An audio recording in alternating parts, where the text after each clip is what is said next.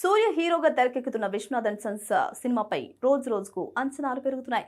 Lucky Bhaskar విజయంతో మంచి form లో ఉన్న దర్శకుడు వెంకీ అట్లూరి ఈ మూవీని రూపొందిస్తూ ఉండగా తాజాగా ఆయన ఈ సినిమాకు సంబంధించి ఒక ఆసక్తికరమైన విషయాన్ని పంచుకున్నారు. ఈ సినిమా స్క్రిప్ట్ లో జ్యోతిక కీలక సూచనలు ఇచ్చారని, ఆ మార్పులు కథకు మరింత బలం చేకూర్చాయని దర్శకుడు వెల్లడించారు.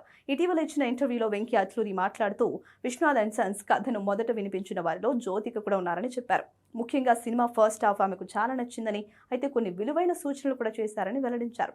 తాను చాలా మందికి స్క్రిప్ట్ వినిపించినప్పటికీ జ్యోతిక ఇచ్చిన ఫీడ్బ్యాక్ మాత్రం బాగా ఉపయోగపడిందని ఆయన పేర్కొన్నారు. అంతేకాదు, ఆమె సూచించిన మార్పులు ఏంటన్నది ఇప్పుడే చెప్పనని, సినిమా విడుదలైన తర్వాత వాటి గురించి పూర్తి వివరాలు వెల్లడిస్తానని వెంకీ అట్లూరి ఆసక్తికర వ్యాఖ్యలు చేశారు.